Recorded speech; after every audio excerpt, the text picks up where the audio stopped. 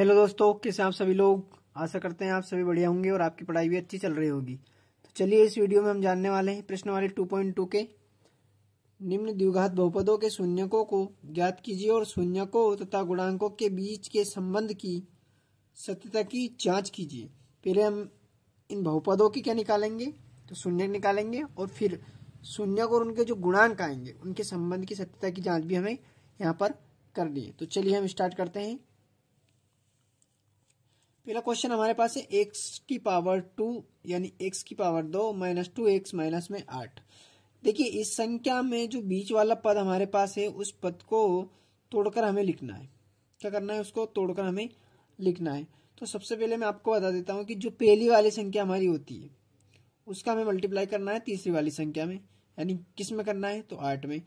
यहाँ इसके आगे का कोई संख्या नहीं है तो यहाँ हम 1 मान सकते हैं और 8 का गुणा हम 1 में कर सकते हैं या x की पावर 2 में कर सकते हैं। देखिए मैं आपको यहाँ पर रब करके बताता हूँ। यदि हम 8 का गुणा एक्स स्क्वायर में करेंगे या 1x स्क्वायर में करेंगे तो हमारे पास जो संख्या आएगी वो आएगी 8x स्क्वायर। ये हमारे पास संख्या आएगी। आप बोलोगे हाँ सर यही संख्या आएगी। अब इस 8 का हमें लेना है एलसीएम। तो 8 का अगर मैं एलसीएम लूंगा तो 2 छुके 8, 2 दूना 4 और 2 एकम 2। ये हमारे पास संख्या आ गई। अब इन संख्याओं से मुझे माइनस के 2x लाना है। कितने लाना है मुझे, तो माइनस के 2x। तो चलिए मैं लिख लेता हूँ। 2 का गुणा जब 2 में करते हैं तो 4 आएगा, ये 4 लिखा मैंने, और यहाँ पर 2 बचेगा तो 2 लिख लिया मैंने। अब देखिए यहाँ पर 8x की पावर 2 थी तो इसके साथ भी x होगा और इसके साथ भी x होगा। आप बोलोगे सर बिल्कुल इनके साथ x होगा, तो ये मैंने x लिख लिया दोनों के साथ। आप बोलोगे हाँ। अब देखिए हमें यहाँ माइनस का चिन्ह आ गया है तो माइनस का 2x लाना है। तो हमें ऐसी संख्या डिसाइड करनी है कि माइनस के 2x आ जाए। क्या आ जाए हमारे पास, माइनस के 2x। तो यदि मैं इसको माइनस का 4x ले लेता हूँ और इसको प्लस का 2x, तो जब माइनस के 4x में से प्लस का 2x जाएगा तो मेरे पास क्या आएगा, तो माइनस का 2x आएगा। और यही हमको वहाँ पर चाहिए था। तो चलिए इसको हम वहाँ पर लिखते हैं। देखिए x की पावर 2 जी माइनस का 4x और प्लस के यहाँ पर 2x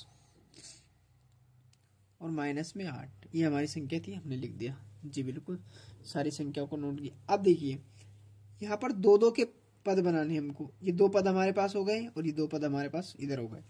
अब इन संख्याओं में से कॉमन संख्या कौन सी हमको ये देखना है। तो यहाँ x की पावर 2 है, यानी x गुणा में कितनी बार है, तो आप बोलोगे सर x गुणा में 2 बार है, जब भी तो x की पावर 2 आई। इधर रब करके बता रहा हूँ मैं आपको, यहाँ देख सकते हो यहाँ पर x की पावर 2 यानी x गुणा में 2 बार है, जब भी तो वहाँ पर एक सही। आप बोलोगे हाँ सर। अब यहाँ -4 x है, तो यदि मैं -4 का ये 4 का गुणा x में करूँ तो मेरे पास 4x आएगा। आप बोलोगे हाँ सर बिल्कुल 4x आएगा।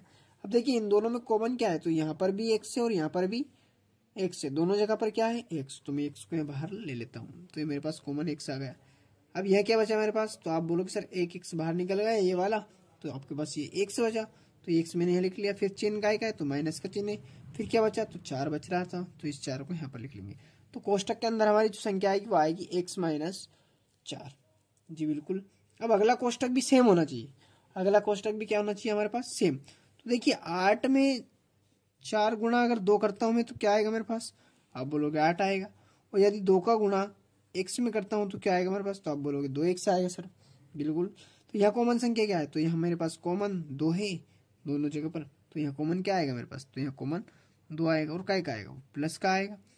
ठीक है। अब देखिए प्लस का 2 जब ये बाहर निकल गया तो यहाँ क्या बचा, तो यहाँ x बचा।